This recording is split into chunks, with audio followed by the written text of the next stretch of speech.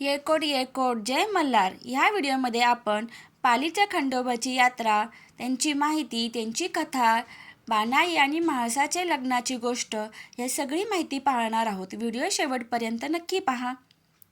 पालीचा खंडोबा.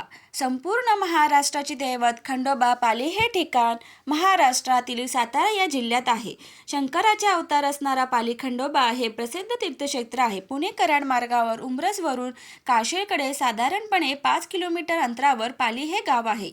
या गावावरूनच त्याला पालीचा खंडोबा या नावाने ओळखतात. हजारो लोक या ठिकाणी दर्शनासाठी येतात.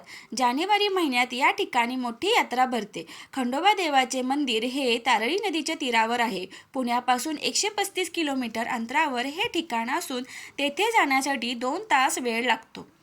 सदरच्या देवस्थानात दररोज 4 वेळा पूजा अर्चा केली जाते. देवस्थान हेमाडपंथी असून ते सुमारे 1000 वर्षापूर्वीचे आहे. मंदिरात नारळ वाढवित नाहीत. बकरीचा पशुबळी दिला जातो. येथे पौष महिन्यात मृग नक्षत्रावर खंडोबाचे व म्हाळसाचे लग्न लागते.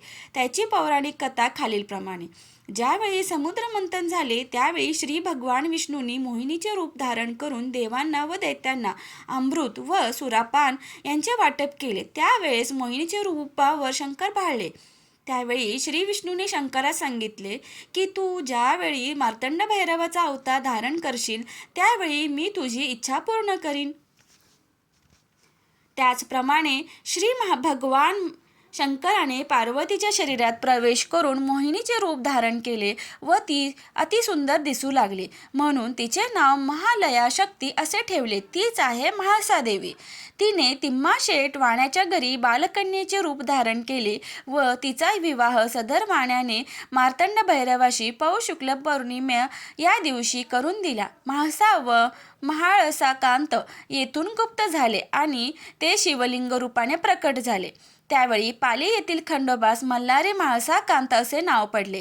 पालाई गवळण यांच्या भक्तिप्रित्यर्थ येथे देव निर्माण झाला म्हणून पालाई या नावावरून सदर गावास पाल हे नाव पडले.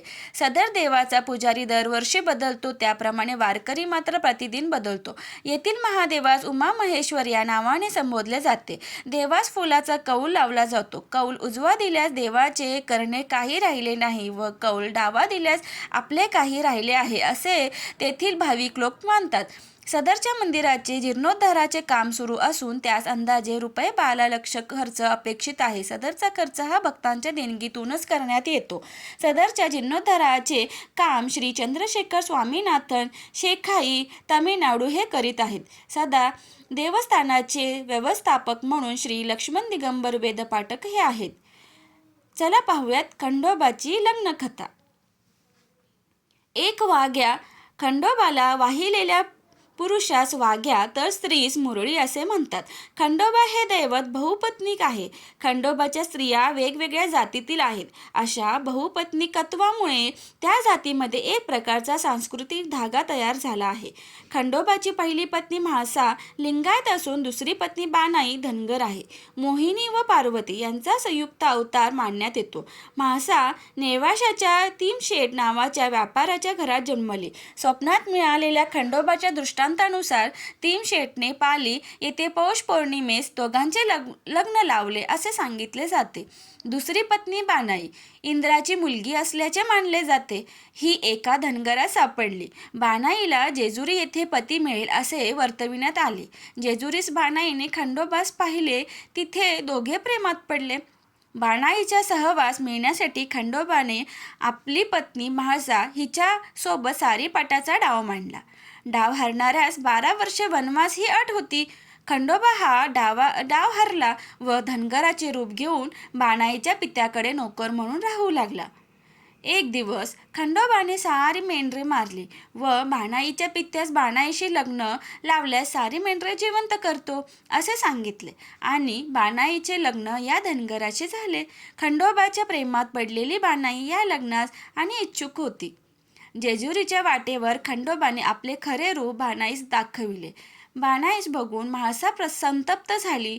तेव्हा बायकांचे भांडण थांबविण्यासाठी जेजुरी डोंगराचा वरचा भाग म्हाळसेस तर खालचा भाग बानाईस दिला.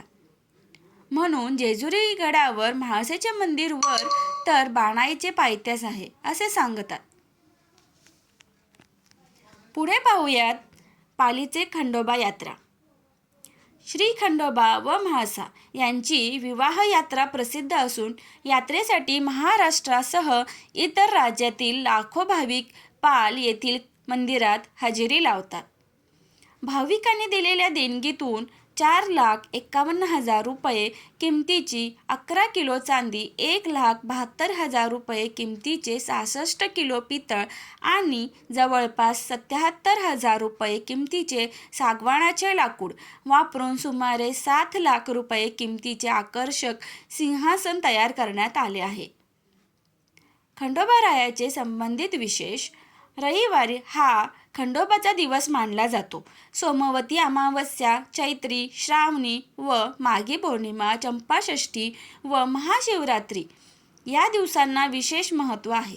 मल्हारी मार्तंड हा शिवाचा भैरव अवतार मानला असल्याने रविवाराला महत्त्व आले असावे. चैत्री पौर्णिमा हा मार्तंड भैरवाचा अवतार दिन मानला जातो. श्रावणी पौर्णिमेस मल्हारी व भानुबाई यांचा विवाह झाला अशी श्रद्धा आहे. माघी पौर्णिमा हा म्हाळसेचा जन्मदिन असून मार्गशीर्ष शुद्ध षष्ठी म्हणजे चंपाषष्ठीच्या दिवशी खंडोबा ऋषींच्या विनंतीला मान देऊन मणिमल्लाचा वध करून लिंगद्वय रूपाने प्रकट झाले. महाराष्ट्र आणि कर्नाटकमधील खंडोबा भक्तांची ही श्रद्धा आहे. माहिती आवडल्यास व्हिडिओला लाईक, शेअर आणि सबस्क्राईब करायला विसरू नका. धन्यवाद.